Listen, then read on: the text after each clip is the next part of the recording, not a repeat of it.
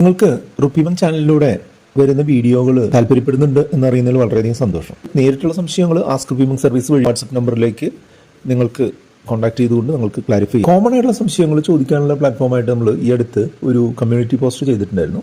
13 ചോദ്യങ്ങൾ ഞാൻ തിരഞ്ഞെടുത്തിട്ട് ഒരു വീഡിയോ ആയിട്ട് നിങ്ങൾക്ക് എല്ലാവർക്കും വേണ്ടി അവതരിപ്പിക്കുകയാണ്. സനീഷിന്റെ ചോദ്യമാണ് അടുത്ത്. മ്യൂച്വൽ ഫണ്ട് SBI പോലുള്ള ബാങ്ക് ഡിമാറ്റ് എടുത്ത് തുടങ്ങുന്നതാണോ ബ്രോക്കർ വഴി തുടങ്ങുന്നതാണോ നല്ലതെന്നാണ് ചോദിക്കുന്നത്. മ്യൂച്വൽ ഫണ്ടുകൾ ചേരുന്നതിനായിട്ട് ഡിമാറ്റ് അക്കൗണ്ടുകൾ വേണ്ട എന്നുള്ളതാണ് സത്യം. ഡിമാറ്റ് അക്കൗണ്ടുകളും ട്രേഡിംഗ് അക്കൗണ്ടുകളും ഒക്കെ വേണ്ടത് ആർക്കാണ്? ഷെയർ വാങ്ങുകയും വിൽക്കുകയൊക്കെ ചെയ്യാൻ ഉദ്ദേശിക്കുന്ന ആളുകൾക്കാണ് ഡിമാറ്റ് അക്കൗണ്ടും ട്രേഡിംഗ് അക്കൗണ്ടും വേണ്ടത്. അതുകൊണ്ട് തന്നെ SBI പോലുള്ള ബാങ്കുകളുടെ ഡിമാറ്റ് അക്കൗണ്ടോ ബ്രോക്കർമാർ വഴിയുള്ള ഡിമാറ്റ് അക്കൗണ്ടോ ആവശ്യമില്ല. ഞാൻ മുൻപ് പറഞ്ഞ ക്വസ്റ്റ്യനിൽ പറഞ്ഞ പോലെ NRIക്ക് ഓൺലൈനായോ ഓഫ്ലൈനായോ KYC എന്ന് പറഞ്ഞ പ്രോസസ്സ് കംപ്ലീറ്റ് ചെയ്ത് കഴിഞ്ഞാൽ, ഓൺലൈനായിട്ടുള്ള പ്രോസസ്സ് ഞാൻ പറഞ്ഞു തന്നിട്ടുണ്ട്. ഓഫ്ലൈനായിട്ടുള്ള പ്രോസസ്സ് എന്ന് പറഞ്ഞാൽ എന്താണ്?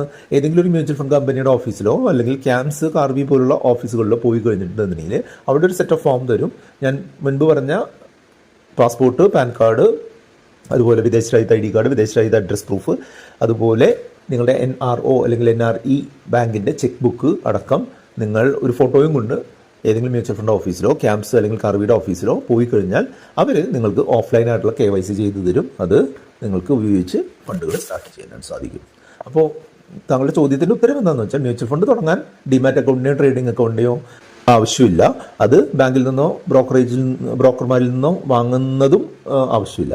ഇവരിൽ നിന്നൊക്കെ ചെയ്താലും നമുക്ക് ചെയ്യാം കേട്ടോ. അതായത് ഈ ഡിമാറ്റ് അക്കൗണ്ട് ഉണ്ടായാലും നമ്മൾക്ക് മ്യൂച്വൽ ഫണ്ടിൽ ഇൻവെസ്റ്റ് ചെയ്യാം. പക്ഷേ SBI പോലുള്ള ബാങ്കുകളിലും മറ്റുള്ള ബ്രോക്കർമാരും വഴി എടുക്കുകയാണെന്നുണ്ടെങ്കിൽ മിക്കവാറും ആളുകൾ മ്യൂച്വൽ ഫണ്ടുകളുടെ റെഗുലർ പ്ലാൻ എന്ന് പറഞ്ഞിട്ടുള്ള ബ്രോക്കർമാർ വഴിയുള്ള പ്ലാൻ വഴി ആണ് ചെയ്യുക. റെഗുലർ പ്ലാനിൽ ഇൻവെസ്റ്റ് ചെയ്ത് കഴിഞ്ഞാൽ നമ്മൾക്ക് 1% ആനുവലി നഷ്ടം വരും. അങ്ങനെ നഷ്ടം വന്നു കഴിഞ്ഞാൽ അത് ലോങ് ടേമിലേക്കുള്ള ഒരു നിക്ഷേപമായതുകൊണ്ട് തന്നെ വളരെ വലിയ നഷ്ടമുണ്ടാവും. അതിനെപ്പറ്റി നമ്മളൊരു വീഡിയോ ചെയ്തിട്ടുണ്ടായിരുന്നു. ആ വീഡിയോ ആണ് നിങ്ങളിവിടെ കാണുന്നത്. കണ്ടാൽ നിങ്ങൾക്ക് അതിനെപ്പറ്റിയുള്ള ഇൻഫർമേഷൻ അറിയാം. അതിൻ്റെ ലിങ്ക് ഞാൻ അവസാനം കൊടുക്കാം. അടുത്ത ക്വസ്റ്റ്യൻ നമ്മുടെ വളരെ വേണ്ടപ്പെട്ട പ്രേക്ഷകനായിട്ടുള്ള ടിജോ പോളിനെയാണ്. അദ്ദേഹം സ്ഥിരമായിട്ട് നമ്മുടെ വീഡിയോ കാണുകയും നമ്മൾക്കുള്ള സജഷനുകളും കാര്യങ്ങളൊക്കെ തരുന്ന ആളാണ്. അദ്ദേഹത്തിൻ്റെ ചോദ്യം, ലോങ് ടൈം ടാക്സ് ഇൻക്രീസ് ആയത് മാർക്കറ്റിനെ എങ്ങനെ ബാധിക്കും എന്നുള്ളതാണ്. ആളുകൾ FDയിലേക്കോ ബോണ്ടിലേക്കോ മൂവ് ചെയ്യാനുള്ള സാധ്യതയുണ്ടല്ലോ എന്നുള്ളതാണ് ചോദ്യം. നമ്മൾ ഈ കമ്മ്യൂണിറ്റി പോസ്റ്റ് ബഡ്ജറ്റിൻ്റെ ആ സമയത്ത് ഒക്കെയാണ് നമ്മൾ ഇട്ടിരുന്നത്. അതുകൊണ്ട് ടിജോ ചോദിച്ചത്, ആളുകൾ ഈ മ്യൂച്വൽ ഫണ്ടുകളും സ്റ്റോക്കുകളൊക്കെ അതിൽ നിന്നുള്ള ടാക്സ് കൂടുന്നത് കൊണ്ട് അതെല്ലാം നിർത്തിയിട്ട് FDയിലും ബോണ്ടിലും നിക്ഷേപിക്കാൻ പോകുമെന്നാണ് അദ്ദേഹം ചോദിച്ചത്. എൻ്റെ അഭിപ്രായത്തിൽ ഇല്ല എന്നുള്ളതാണ് അർത്ഥം. കാരണം എന്താണെന്ന് വെച്ചാൽ, ഫിക്സഡ് ഡെപ്പോസിറ്റുകളും ബോണ്ടുകളും ഒക്കെ തരുന്നത് ഒരു 10% അതിൽ താഴെയുള്ള ഒരു റിട്ടേൺ ആണ്. നല്ല രീതിയിൽ സ്റ്റോക്ക് മാർക്കറ്റ് മുന്നോട്ട് പോവുകയാണ് എന്നുണ്ടെങ്കിൽ ആളുകൾ മ്യൂച്വൽ ഫണ്ട് വഴിയും സ്റ്റോക്കുകൾ വഴിയൊക്കെ 12 മുതൽ 15% വരെ നേട്ടം ഉണ്ടാക്കാനുള്ള സാധ്യതയുള്ളത് കൊണ്ട് തന്നെ വലിയൊരു പങ്കാളുകളും ഇതിൽ തന്നെ കണ്ടിന്യൂ ചെയ്യുകയുള്ളൂ. 10 എന്ന് പറഞ്ഞിട്ടുള്ള long term capital gain tax percentage 12.5% വർദ്ധിപ്പിച്ചു.